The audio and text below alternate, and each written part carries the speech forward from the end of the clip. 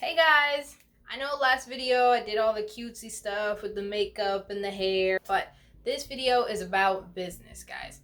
Responsible adulting sucks, but hey, we all gotta do it at some point. It's your girl, Shaday. Ok.Shaday. And I'm here to give you 7 tips on how to save money in 2020. Guys, right now is the time to capitalize. I know you guys think that this year is over, but we're only a little over halfway through. First thing I want to do, shout out to my sponsor. It's me. You dang right it's me. I love myself more than Marc Jacobs loves his clothing line. Jacobs by Marc Jacobs for Marc by Marc Jacobs in collaboration with Marc Jacobs for Marc by Marc Jacobs. That's right, because I'm a strong, independent woman who don't need no man, okay? No, but for real, guys, things have been reopening up. People are getting their jobs back.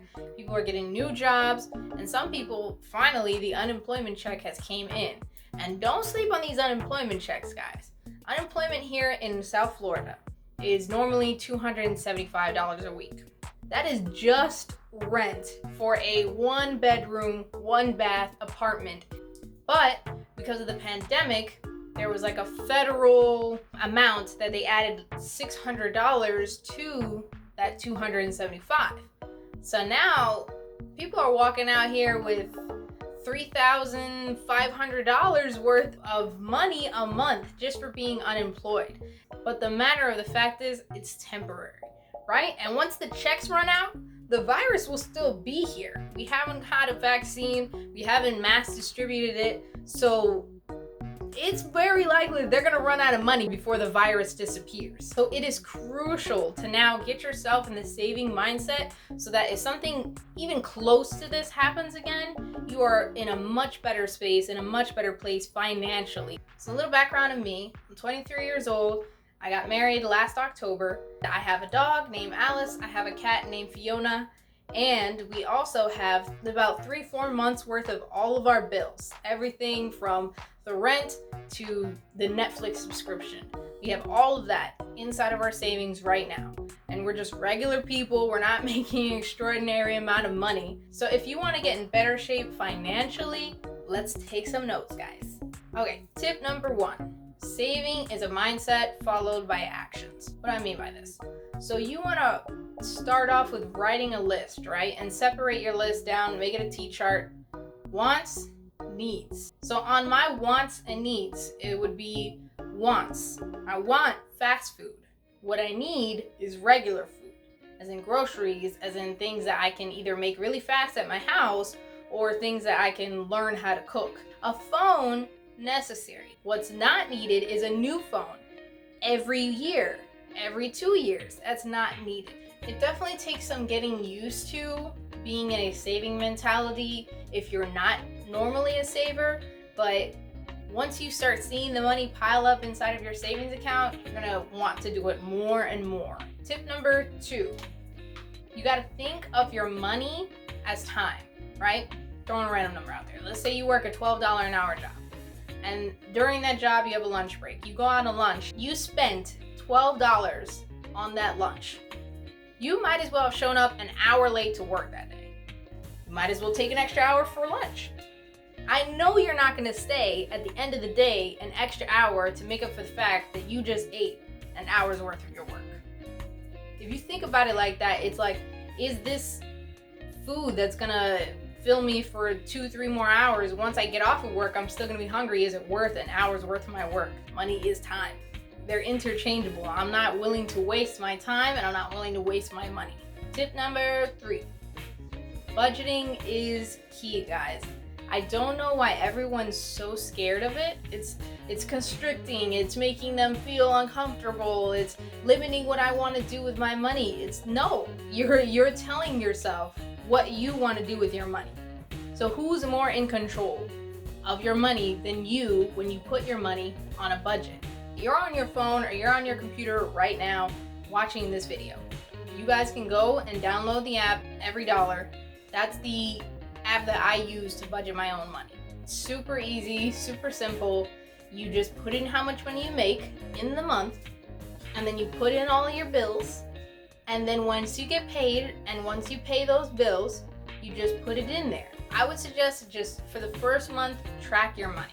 Just look and see, okay, I spent this much money on rent, or I spent this much money on my phone bill. When you're seeing it day by day, $5 here, $7 here, $10 here, you're not realizing that at the end of the month, you just wasted $300, $400 just on food alone.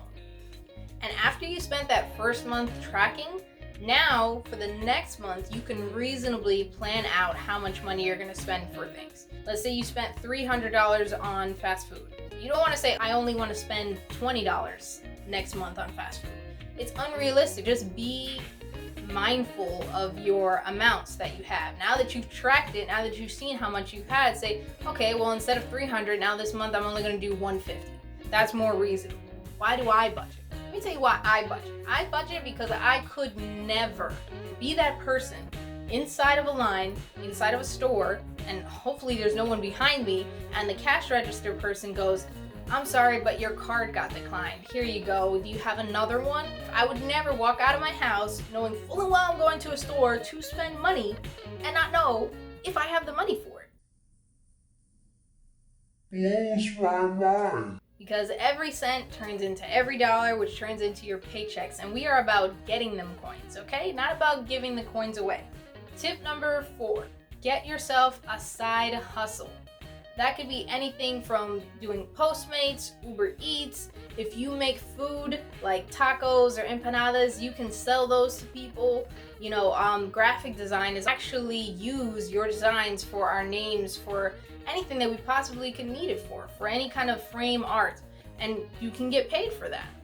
You know, my husband, when he wants things that are not set in our budget, like a new smartwatch or a new phone or something like that, he will go and he'll Postmates and he'll, Uber Eats for the money. And the point is to get the money, put it in the bank, then you'll have it. Then you can use it on whatever you want. And I respect the fact that he has his own money that he went out and got on his own. Tip number 5, try to get rid of debt. I know for a lot of people that just gotten out of school that this seems almost impossible, but it is not. Trust and believe. But there's smaller debts that you can start off with. What I mean by that, all the money that you don't have is tied up in your debts. If you have a new phone, it costs about $800, right? But you don't feel that $800 because you're only paying maybe $30 a month for it. About 2 years and you'll pay off the phone. But what happens in 2 years?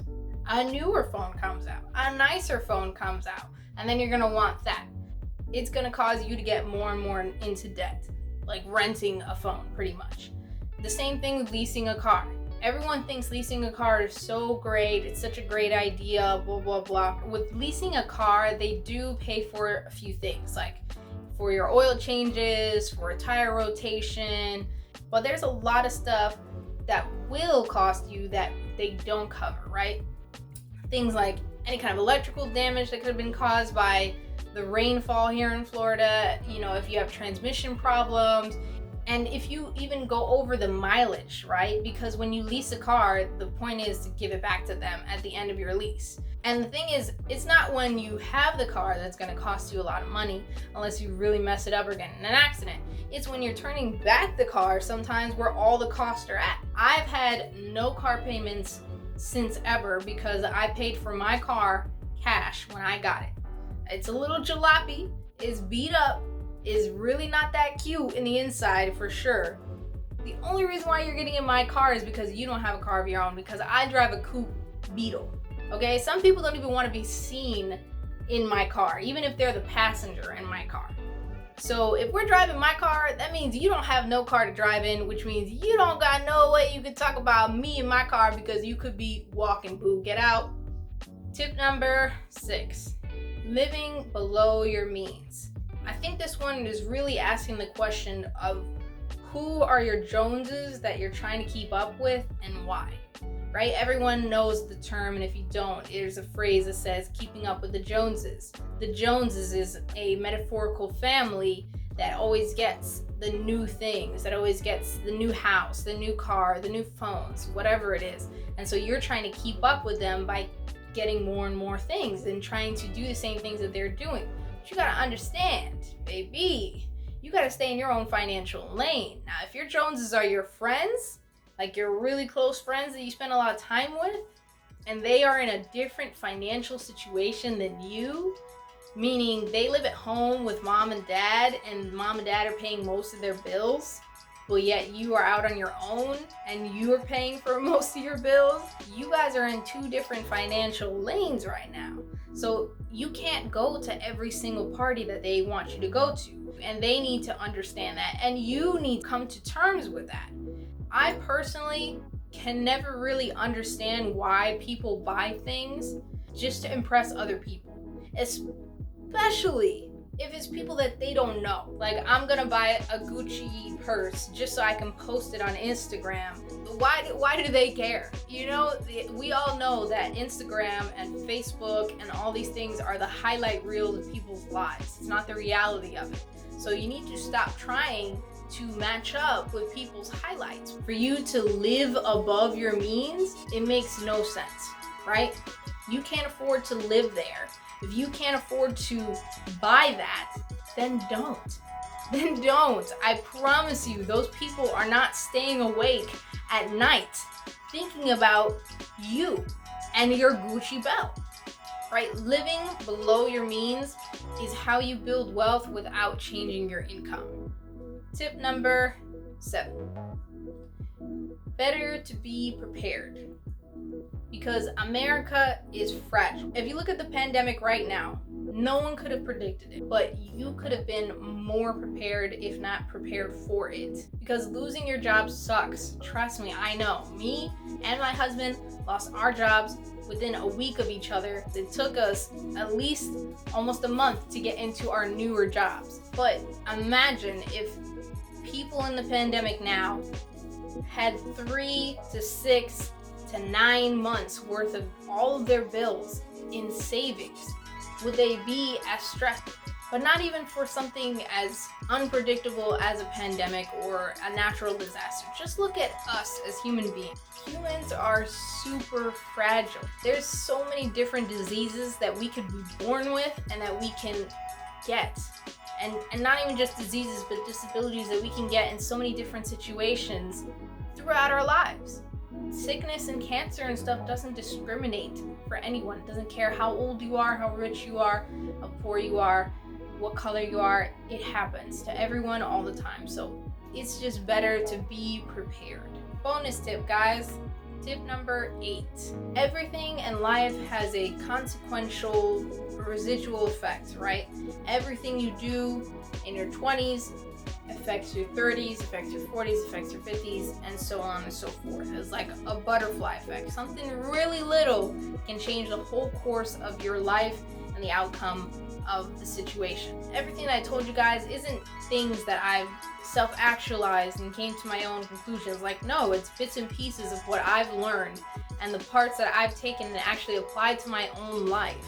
From important people, from, reading things, books and articles, from just listening to this guy, Dave Ramsey. He's a money guy. He was young and then he became a millionaire and then he lost it all and almost lost his marriage and his kids due to financial situations, and now he's a millionaire again, but this time it's secure, it's the right way. And he dedicates his life onto giving people a recipe of how to make yourself money, how to become a self-made millionaire. It's a foolproof baby steps plan on how to get your life on track. I'll put a link in the description to his website. You guys can watch the introduction video. You guys can look at what the baby steps are, all that good stuff. He has it on his website. I personally follow this. I'm on, baby step 3.